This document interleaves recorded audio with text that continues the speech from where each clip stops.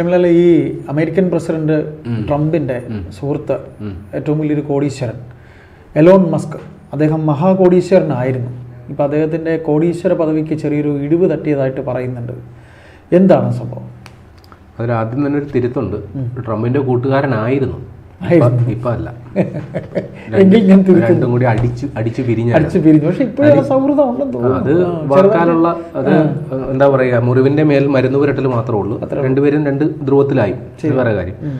അപ്പൊ ഈ മഹാകോടീശ്വരൻ എന്നുള്ളത് നമുക്ക് അത്ര പരിചിതമില്ലാത്ത പേരാണ്. നമ്മൾ ശതകോടീശ്വരൻ എന്ന് പറയുന്നത്, ശതകോടീശ്വരൻ. അപ്പൊ നിലവില് ലോകത്തെ ഏറ്റവും വലിയ സമ്പന്നൻ എലോൺ മസ്ക് ആണ്.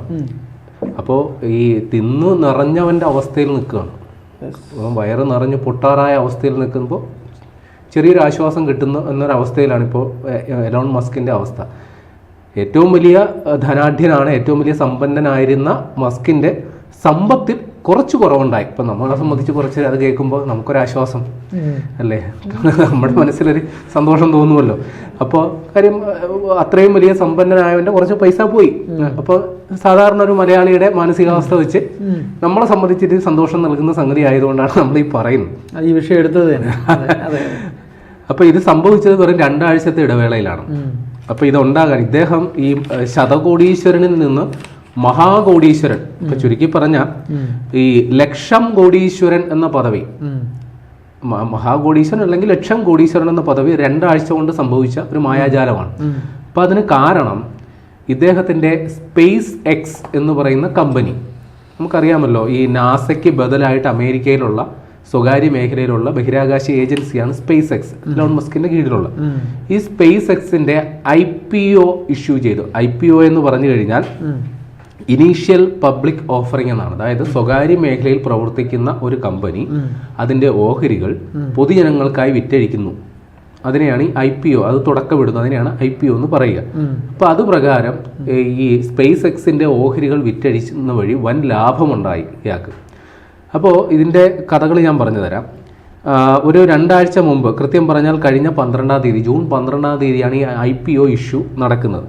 അപ്പോൾ ഈ സ്പേസ് എക്സിന്റെ ഇനീഷ്യൽ പബ്ലിക് ഓഫറിംഗിൽ ഇതിന്റെ ഒരു ഷെയറിന് വിലയിട്ടിരുന്നത് $135. 135 അമേരിക്കൻ ഡോളർ കൊടുത്താൽ ഈ സ്പേസ് എക്സിന്റെ ഒരു ഓഹരി കിട്ടുമായിരുന്നു. പക്ഷേ ഈ സ്പേസ് എക്സിനോടുള്ള അമിതമായ ആളുകളുടെ താല്പര്യം മൂലം തുടക്കത്തിൽ തന്നെ ഇതിന്റെ മൂല്യം $150 ആയിട്ട് അങ്ങ് ഉയർന്നു. പിന്നീട് വീണ്ടും ആളുകളിൽ ഇതിൽ ഇത് വാങ്ങാനായിട്ട് പിടിയും വലിയുമായി. അങ്ങനെ ഈ ഷെയറിന്റെ മൂല്യം ഒരു 12-ാം തീയതി തുടങ്ങി 4 ദിവസങ്ങൾക്ക് ശേഷം 16-ാം തീയതി ആയപ്പോൾ $225.64 ആയിട്ട് വർദ്ധിച്ചു. ഏതാണ്ട് 50% അതിന്റെ മൂല്യം വർധന ഉണ്ടായി എന്ന് നമ്മൾ മനസ്സിലാക്കി വെക്കണം. പക്ഷേ ഈ ഷെയർ മാർക്കറ്റിൽ ഒരു പ്രശ്നമുണ്ട്. ഈ ആളുകൾ ഈ എന്താ പറയുക, ഊഹക്കച്ചവടം അതേപോലുള്ള കാര്യങ്ങളൊക്കെ നടത്തും. അപ്പോൾ ഇപ്പോൾ ഉദാഹരണം പറയാം, നമ്മുടെ സ്വർണം, അതിന്റെ വില അങ്ങ് കയറിക്കൊണ്ടിരിക്കുമ്പോൾ ഈ പഴയ സ്വർണം വെച്ചിരുന്നവർ അത് എത്രയും വിറ്റ് ലാഭം ഉണ്ടാക്കാൻ നോക്കും എന്ന് പറഞ്ഞതുപോലെ ഈ ഓഹരിയുടെ മൂല്യം അങ്ങ് കൂടിക്കൂടി വന്നിരുന്നപ്പോൾ 4 ദിവസം മുമ്പ് ഇത് $150 വാങ്ങിച്ചവന് ഈ $225 വിറ്റാൽ നല്ല ലാഭം ഉണ്ടാകുമല്ലോ. അതൊരു കാരണം. നേരത്തെ വാങ്ങിക്കൂട്ടിയവർ അത് വിൽക്കാനായിട്ടുള്ള താല്പര്യം കാണിച്ചു. അതോടൊപ്പം ഈ ഇൻഡസ്ട്രിയിൽ ഒരു ആശങ്ക പടർന്നു. കാരണം ഈ സ്പേസ് എക്സ് എന്ന കമ്പനിയെ കുറിച്ച് നമുക്കൊരു പ്രാഥമിക ധാരണയുണ്ട്. കാരണം ഇതൊരു ബഹിരാകാശ കമ്പനിയാണ്. ഇതോടൊപ്പം ഈ സ്പേസ് എക്സ് എന്ന് പറയുന്ന കമ്പനിയോട് വേറെ 2 കമ്പനികൾ എലോൺ മസ്ക് ലയിപ്പിച്ചു. അതൊന്ന് XAI, അതായത് ആർട്ടിഫിഷ്യൽ ഇന്റലിജൻസ്, അതുമായി ബന്ധപ്പെട്ട് ഈ എലോൺ മസ്കിന്റെ കമ്പനിയാണ് XAI. അതോടൊപ്പം തന്നെ നമ്മുടെ ട്വിറ്റർ ഉണ്ടല്ലോ, പഴയ ട്വിറ്റർ, അത് എലോൺ മസ്ക് വാങ്ങിച്ചിട്ട് അതും X എന്നാക്കിയായിരുന്നു. അപ്പൊ ഈ 2 കമ്പനികൾ കൂടി സ്പേസ് എക്സുമായിട്ട് ലയിപ്പിച്ചു. അപ്പൊ സ്പേസ് എക്സിന്റെ മൂല്യം കുറെ കൂടി അങ്ങ് കൂടി. അപ്പൊ വെറും ബഹിരാകാശ കമ്പനിയുടെ ഷെയർ അല്ല ഇവർ വാങ്ങിയത്. അതാണ് ഈ ഇത്രയും മൂല്യം ഇതിങ്ങനെ കുതിച്ചു കയറുന്നു. AIയും നമ്മുടെ ട്വിറ്ററിന്റെ അങ്ങനെ ഒരു വലിയ ബൃഹത്തായ കമ്പനിയായിട്ട് ഇത് മാറി. ഇനി സാധാരണ ഈ IPO ഇഷ്യൂ ചെയ്യുന്ന സമയത്ത് ഇപ്പോൾ ചേട്ടൻ ഒരു കമ്പനി ഉണ്ടെന്ന് കരുതുക. ചേട്ടൻ ആ കമ്പനിയുടെ 50% ഷെയർ കൈവശം വെച്ചേക്കാണ്. ബാക്കി ഷെയർ ഒക്കെ വെച്ചേക്കുന്ന ചേട്ടന്റെ ഏറ്റവും അടുത്ത സുഹൃത്തുക്കളാണെന്ന് കരുതുക. അപ്പോൾ ഈ ഓഹരി വിറ്റഴിക്കുന്ന സമയത്ത് ഇതിന് കുറച്ച് കാശ് കൂടുതൽ കിട്ടുമെന്ന് കണ്ടു കഴിഞ്ഞാൽ 50% ഷെയർ കൈവശം വെച്ചിരിക്കുന്ന ചേട്ടൻ അതിലൊരു 40% ഷെയർ വിൽക്കാൻ നോക്കും, ലാഭം ഉണ്ടാക്കാൻ നോക്കും. പക്ഷെ മസ്ക് എന്ത് ചെയ്തെന്നറിയാവോ?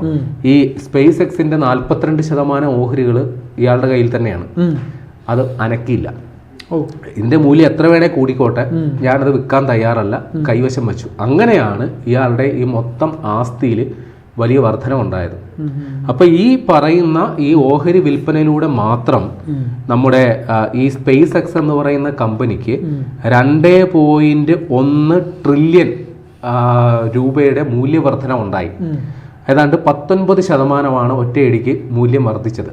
അപ്പൊ ഇതെല്ലാം കൂടി ഇതിന്റെ 42% ഓഹരി കൈവശം വെച്ചിരിക്കുന്ന ആളെന്ന നിലയ്ക്ക് എലോൺ മസ്കിന് ഒറ്റ ദിവസം കൊണ്ട് അല്ലെങ്കിൽ ഈ 3-4 ദിവസം കൊണ്ട് അദ്ദേഹത്തിന്റെ മൊത്തം ആസ്തിയിൽ $840 ബില്യൺ, അതായത് നമ്മുടെ പൂജ്യത്തിന്റെ എണ്ണം കുറെ ഉണ്ടാവും, അത്രയും വലിയ സംഖ്യയാണ് അയാളുടെ ആസ്തിയിൽ വർധന ഉണ്ടായത്. അപ്പൊ അതില് ഒറ്റയടിക്ക് ഇങ്ങനെ വർദ്ധിച്ചതോടുകൂടിയാണ് അദ്ദേഹം ഈ ശതകോടീശ്വരനിൽ നിന്ന് മഹാകോടീശ്വരൻ എന്ന പദവിയിലേക്ക് പോയത്. അപ്പൊ ഇപ്പോ ഞാൻ നേരത്തെ പറഞ്ഞതുപോലെ ഈ സ്പേസ് എക്സിന്റെ ഓഹരി മൂല്യത്തിൽ വലിയ ഇടിവുണ്ടായി. അതിനൊരു കാരണമാണ് ഞാൻ പറഞ്ഞത്, നേരത്തെ ഉയർന്ന ചെറിയ വിലയ്ക്ക് വാങ്ങിയവർ മൂല്യം കൂടിയപ്പോൾ അത് വിൽക്കാനായിട്ട് താല്പര്യപ്പെടുത്തു. രണ്ടാമത്തെ കാരണം, ഈ സ്പേസ് എക്സ് എന്ന് പറയുന്ന കമ്പനി ഈ AI സാങ്കേതിക വിദ്യ അതിന്റെ കമ്പനിയായിട്ട് ലയിപ്പിച്ചിട്ടുണ്ടല്ലോ. അപ്പൊ അത് പ്രകാരം ഈ സാധാരണഗതിയിൽ ഇപ്പോൾ പുതിയ ആധുനിക കാലത്തെ കമ്പ്യൂട്ടർ യുഗം എന്ന് പറയുന്നത് AI അധിഷ്ഠിതമാണ്. അപ്പൊ അതിന് വലിയ ഡാറ്റാ സെന്ററുകളും സെർവറുകളും ഒക്കെ ആവശ്യമുണ്ട്. അതിന് വലിയ സ്ഥല ലഭ്യത വേണം, വൈദ്യുതി വേണം. അതേപോലെ ഇതിന്റെ സെർവറുകൾ നിരന്തരമായി തണുപ്പിക്കാനും മറ്റും വെള്ളത്തിന്റെ ആവശ്യമുണ്ട്. അപ്പൊ എന്ന് വെച്ചാൽ അതിൽ വെള്ളം കോരി ഒഴിക്കുന്ന അർത്ഥമല്ല, കൂളിംഗ് സിസ്റ്റം പ്രവർത്തിപ്പിക്കാൻ വേണ്ടിയിട്ടാണ്. അപ്പോൾ ഇതിനൊക്കെ വേണ്ടിയിട്ട് ഒരുപാട് സ്ഥലപരിമിതികൾ ഉള്ളതുകൊണ്ട് ഈ സ്പേസ് എക്സ് എന്ന കമ്പനി ഈ പറയുന്ന സെർവറുകളും മറ്റും ബഹിരാകാശത്ത് സ്ഥാപിക്കാനായിട്ടുള്ള പദ്ധതി ആസൂത്രണം ചെയ്യുന്നു. നിലവിൽ ഈ സ്പേസ് എക്സിന് സ്റ്റാർലിങ്ക് എന്നും പറഞ്ഞ് ഈ ഉപഗ്രഹങ്ങളുടെ ഒരു ശൃംഖല തന്നെ ഉണ്ട്. നമുക്കിപ്പോ ഇന്റർനെറ്റ് ലഭിക്കുന്നുണ്ടല്ലോ. ഇതിന് സമാനമായി ലോകത്ത് എവിടെ നിന്നും ഇന്റർനെറ്റ് ആക്സസ് ചെയ്യാനായിട്ട് നമ്മളിപ്പോ മൊബൈൽ ഫോൺ ഉപയോഗിക്കുമ്പോൾ നമ്മുടെ കണക്ടിവിറ്റി നേരെ പോകുന്ന ഒരു ടവറിലേക്കാണ്. ഇതിന് പകരം നേരെ സാറ്റലൈറ്റിലേക്ക് പോയാലുള്ള അവസ്ഥ ആലോചിക്കും. അപ്പൊ അതാണ് ഈ സ്റ്റാർലിങ്ക് ഓഫർ ചെയ്യുന്നത്. അപ്പൊ നമുക്കിപ്പോ ഒരു യുദ്ധം നടക്കുന്ന സ്ഥലത്ത് അടിയന്തരമായ ഏതെങ്കിലും ഒരു എന്താ പറയുക ഒരു കണക്ടിവിറ്റി വേണമെങ്കിൽ അവിടെ ഇന്റർനെറ്റ് കണക്ടിവിറ്റി ഇല്ലെങ്കിൽ ഈ സ്റ്റാർലിങ്കിനെ ആശ്രയിക്കാം. അവിടെ സർവീസ് ഏരിയ ആണെങ്കിൽ അവർക്കത് കിട്ടും. അപ്പൊ അങ്ങനെ ലോകത്ത് എവിടെയും സ്റ്റാർലിങ്കിനെയൊക്കെ ഉപയോഗിക്കുന്നതുകൊണ്ട് ഈ സ്പേസ് എക്സിനെ സംബന്ധിച്ച് വലിയ സ്വീകാര്യതയുണ്ട്. അപ്പൊ അവരിപ്പോ ആലോചിക്കുന്നത് ഈ AI സാങ്കേതിക വിദ്യ ഉപയോഗിച്ച് അതിന്റെ ഡാറ്റാ സെന്ററുകളും മറ്റും ബഹിരാകാശത്ത് സ്ഥാപിക്കാൻ. അപ്പൊ അവിടെ ആകുമ്പോൾ 24 hours സൂര്യപ്രകാശം കിട്ടുന്നത് കൊണ്ട് കറണ്ടിന്റെ പ്രശ്നമില്ല, സോളാർ ഉപയോഗിച്ച് നടക്കും, സ്ഥല ലഭ്യതയും പ്രശ്നമില്ല, ആകാശത്തല്ലേ, കുഴപ്പമില്ല. അപ്പൊ അങ്ങനെ ഒരു ഡാറ്റാ സെന്ററിന്റെ പ്രാഥമികമായിട്ടുള്ളൊരു പരിപാടി അവർ തയ്യാറാക്കിയിട്ട് അത് വിക്ഷേപിക്കാനായിട്ട് അവർ അതിന്റെ മോഡലൊക്കെ തയ്യാറാക്കി വെച്ചിട്ടുണ്ട്. ഇങ്ങനെ 10 ലക്ഷം AI സാറ്റലൈറ്റുകൾ ലോകത്തെവിടെയും വിന്യസിക്കുക എന്നുള്ളതാണ് സ്പേസ് എക്സിന്റെ പദ്ധതി. ഇപ്പൊ ചുരുക്കി പറഞ്ഞാൽ ഈ പറയുന്ന പരിപാടിക്ക് വൻ സാമ്പത്തിക ചെലവ് വേണ്ടിവരും, കുറെ മുതൽ മുടക്ക് ആവശ്യമുണ്ട്. അപ്പോൾ ഇങ്ങനെ വൻ സാമ്പത്തിക മുതൽ മുടക്ക് ആവശ്യമുണ്ടെങ്കിൽ പെട്ടെന്ന് റിട്ടേൺ കിട്ടില്ല. കാര്യം ഈ പറയുന്ന നമ്മൾ ഈ സ്പേസ് എക്സിന്റെ ഓഹരികൾ ഇപ്പോൾ വാങ്ങിക്കൂട്ടിയാൽ ആ പണം നേരെ പോകുന്നത് ഈ മുതൽ മുടക്കിലേക്ക് ആകും. പെട്ടെന്ന് റിട്ടേൺ കിട്ടാൻ സാധ്യതയില്ല, ലാഭവർധനവും ഉടനെ ഒന്നും ഉണ്ടാകില്ല എന്നുള്ള ഒരു ആശങ്കയും ഇവർക്കുണ്ടായി. അങ്ങനെയാണ് ഇതിന്റെ മൂല്യം ഇടിയാൻ കാരണം. ഞാനൊരു ഉദാഹരണം കൂടി പറയാം. നമ്മുടെ നാട്ടിൽ റിലയൻസ് ഉണ്ടായിരുന്നല്ലോ. റിലയൻസ് നമ്മുടെ ഈ ഒരു കാലത്ത് നമ്മുടെ റോഡ് സൈഡൊക്കെ വെട്ടിപ്പൊളന്ന് കേബിൾ ഇടുന്നുണ്ടായിരുന്നു. ഏതാണ്ട് 2000-ന്റെ തുടക്കത്തിലാണ് ചെയ്തത്. ആ കേബിൾ ഇടുന്ന പരിപാടിക്ക് വേണ്ടി മാത്രം റിലയൻസ് മുടക്കിയത് 11,000 കോടി രൂപയാണ്. ഏകദേശ കണക്കാ പറയുന്നത്.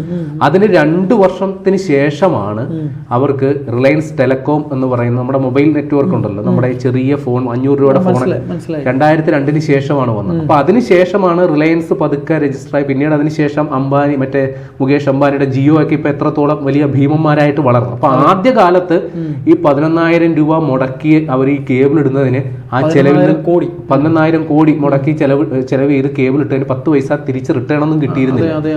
അപ്പൊ അതേപോലെ ഈ പറയുന്ന ഈ സ്പേസ് എക്സിൽ ഷെയർ വാങ്ങിയാൽ ഈ പരിപാടി ഉണ്ടാകും എന്നുള്ളൊരു ഭയവും ഇവർക്കുണ്ടായി. അപ്പൊ ഇത് സ്പേസ് എക്സിന് മാത്രമല്ല, മറ്റ് ചില AI കമ്പനികൾ കൂടിയുണ്ട്. അത് NVIDIA, Intel, AMD ഇവരുടെയൊക്കെ ഷെയറുകളും വലിയ കോട്ടം സംഭവിച്ചു ഈ ഒരു ആശങ്കയുടെ അടിസ്ഥാനത്തിൽ. അപ്പൊ ഇതിന്റെ പേരിലാണ് എലോൺ മസ്കിന് അദ്ദേഹത്തിന്റെ സമ്പാദ്യത്തിൽ ഒരു ഇടിവുണ്ടാവുകയും ഇപ്പോ ബ്ലൂംബർഗിന്റെ കണക്കനുസരിച്ച് നേരത്തെ അദ്ദേഹത്തിന് 1.11 ലക്ഷം കോടി, അതായത് അങ്ങനെ വന്നാണ് അയാൾ മഹാകോടീശ്വരനായത്. ഇപ്പോ അത് 957,000 കോടി ഡോളറായിട്ട് കുറഞ്ഞു. അത്രയും കുറവുണ്ടായി. പക്ഷെ നമുക്ക് അത് കണ്ട് നമുക്ക് ആ സന്തോഷിക്കാൻ വരട്ടെ. ഇപ്പോൾ ഈ കമ്പനിയുടെ സ്പേസ് എക്സിന്റെ ഇപ്പോഴത്തെ, അതായത് $225 വരെ വില ഉയർന്ന ആ ഓഹരിയുടെ ഇപ്പോഴത്തെ വില ഏതാണ്ട് $156. അപ്പോഴും അത് നേട്ടത്തിൽ തന്നെയാണ്. കാര്യം തുടങ്ങിയത് വെറും $135. അതിപ്പോഴും $156 ഇപ്പോഴും മെയിൻറ്റെയിൻ ചെയ്യുന്നത്. ഇനി ഏതാണ്ട് 30% അതിന്റെ മൊത്തത്തിൽ ഇടിവുണ്ടായത്. എന്നാൽ ആ ഇടിവിൽ നിന്നൊരു 6% റിക്കവറി ഉണ്ടായാൽ, അതായത് അതിന്റെ പ്രശ്നം പരിഹരിക്കപ്പെട്ടാൽ, ഒരു തിരിച്ചുവരവ് ഉണ്ടായാൽ ഇലോൺ മസ്ക് വീണ്ടും മഹാകോടീശ്വരനാവും.